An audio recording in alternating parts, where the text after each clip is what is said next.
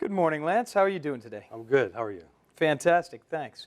So we already discussed with you that you have a lot of sports and recreation interests, Yes. and you're a very active guy. Today you brought with you a lot of assistive technology and terminal devices that you use to help you accomplish those things that you enjoy doing. How would you like to go over a bunch of this for us? Absolutely. The first one here actually is a work device. I use this for a skid loader or bobcat. What I do is I attach this to a joystick.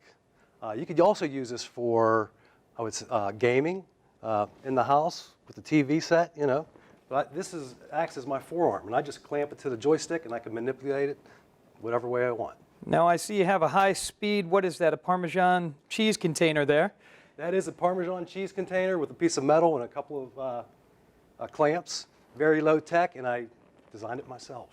Now, do you find that that's very common for people that utilize assistive technology to create their own assistive technology? It's very common. In fact, I've done it multiple times, and I know lots of people that do it all the time.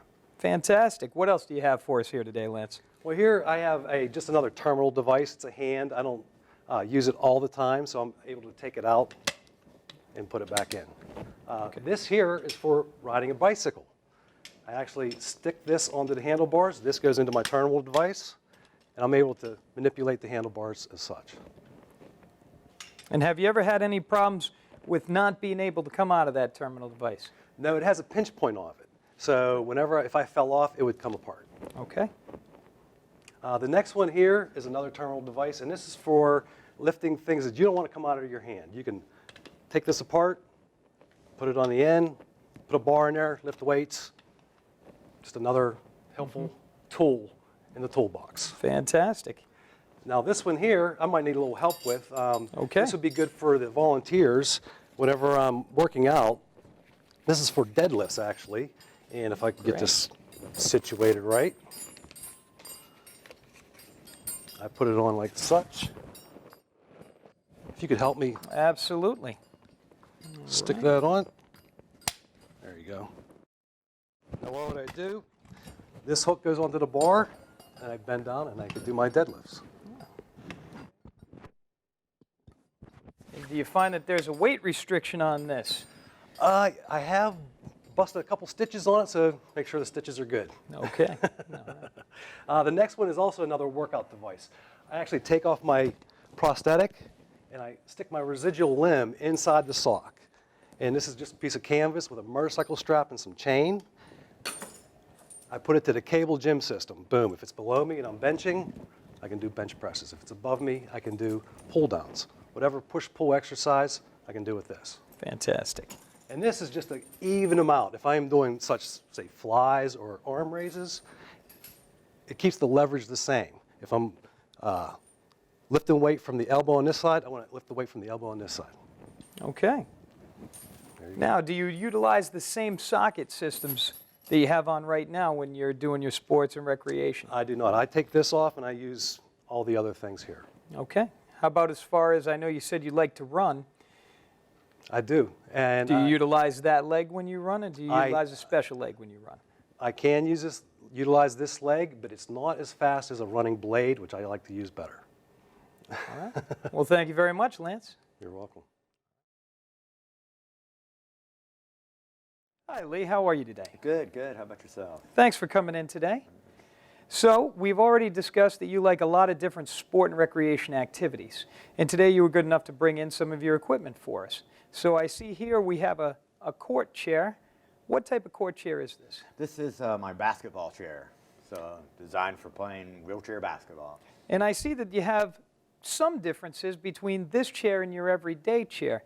One that's most obvious is when we have the chair from the side, we see that the front of the seat is a little bit higher than the rear of the seat. Can you tell us a little bit about that? That's what we call dump or crunch, and it helps us with our stability, you know, to keep balance in the chair with a disability, maybe not having a lot of motor function. Great. How about as far as we can see from the front that the top of the wheels are a little bit closer and the bottom of the wheels are a little bit wider? What does that do for you? So that helps with stability and moving in these high-speed sports that are on the court. This helps with speed, stability, side-to-side stability, and also helps protect the hands a little bit. Great. How about as far as I see we have a number of straps on this chair. I didn't notice any straps on your everyday chair. Again, these are also for helping with stability or moving at a high rate of speed. It kind of keeps you locked into the chair, the straps. A lot of protection for you. And as far as our wheels, I see there's a push pin here and a quick disconnect. How does that assist you? So it's just almost like an everyday chair, my everyday. It can come apart like that, but the rest of it really doesn't break down. But this is one thing that also with these type of chairs that are hard to get into buildings and all that. That camber sticking out and that being there helps, is kind of hindrance in getting it around. That makes It's sense. not made for outdoors. Now, are there any brakes on this chair? There is not. You know, the chair actually doesn't need brakes when you're stopping and you're playing a game. And are there other types of court sports out there and other types of court chairs that are different from the basketball chairs? There is. There's rugby chairs, there's tennis chairs. They're kind of similar but are more related to the sport and how they're designed and set up, you know, more protection or more positioning for you related to the sport. And what other things would you like a new volunteer to know? What pearls would you give a new volunteer? Letting them know that the chair is wider for getting through doorways. A lot of times volunteers help us push them up ramps and the doors and things like that. Knowing that the wheels come off, how to properly place the wheels, getting in and out of the chair because of that dump. It's hard to get people with disabilities getting in and out of it. The gap between the chairs hard to get in case we need transfers or anything. So knowing, asking questions, how to help you get in and out of the chair. Also talk a little bit about the chair. A lot of times volunteers will help us with things like air in the tires. Our tires are high pressure tires in there. Inflating them properly is also a big piece of this, asking how they need to be inflated. Well, thank you very much, Lee. You're very welcome. Lee, I see you've brought your hand cycle in for us today. Yes, I have. The first thing that I notice is that the seating in the hand cycle seems much different from your basketball chair and your everyday chair. Could you talk to us a little bit about the seating? Yes, this is a recumbent hand cycle. So I basically almost lay flat in it. So my butt's up here, my legs are up here. The cushion needs to be a nice cushion, something that's going to give me some support, also some pressure relief, and also helps me when I'm sweating and all that, some moisture wicking with it. Now, I noticed that the drive wheel is in the front on this hand cycle. So can you tell us a little bit about how you steer and how you propel? So when I propel, you're using both hands together. It's a little differently than a bicycle, both hands together, and it's just a little back and forth like this. Limited steering in it, but it has some.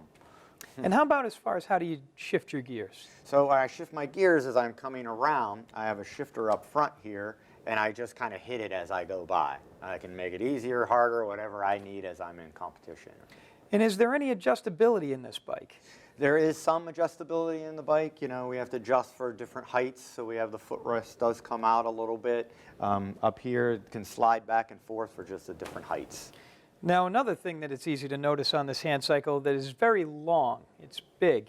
So are there any things that you would like to tell new volunteers about how they can assist you in transportation moving from event to event? Absolutely. You know, volunteers help out a lot with the hand cycles. Getting in and out of my vehicle, it's very hard for me to get this out of there. It's very long and cumbersome, awkward to hold.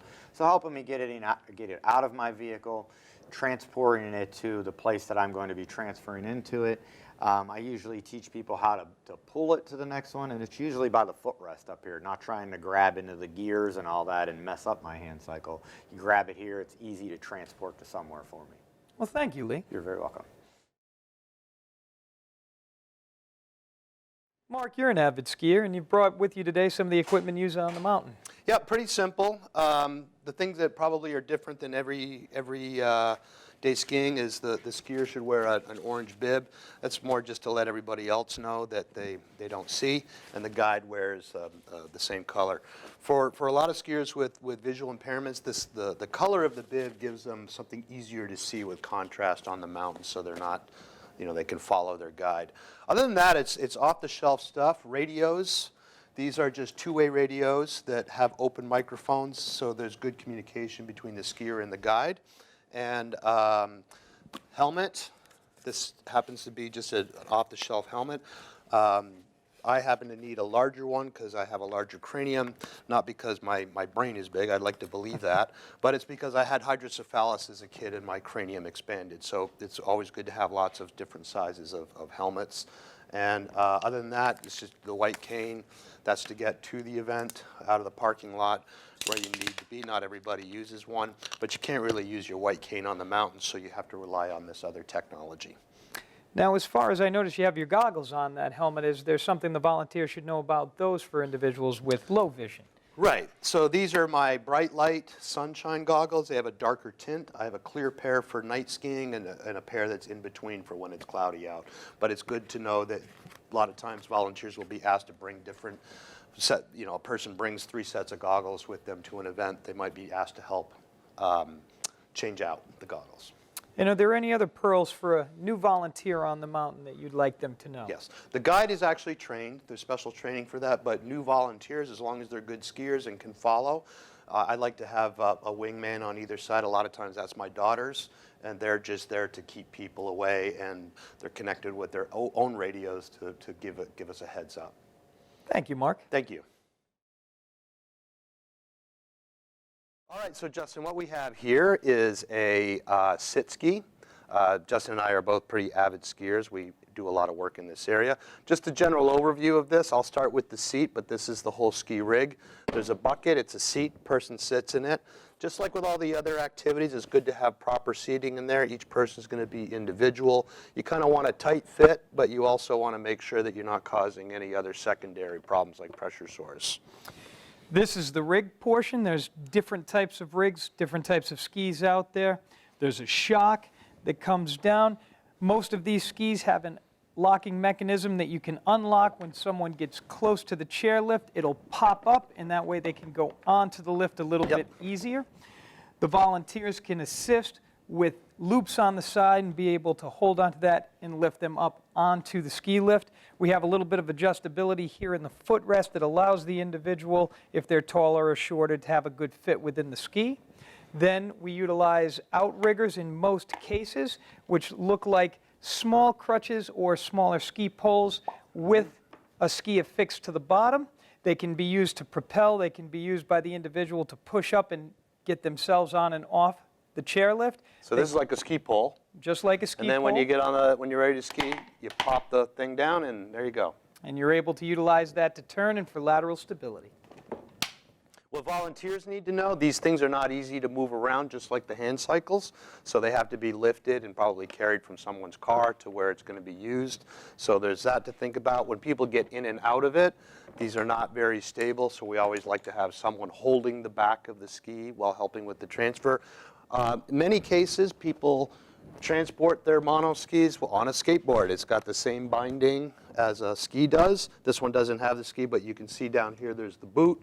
It's a standard size binding or standard size boot, and that's a way you can move it around from place to place. So that's a sit ski.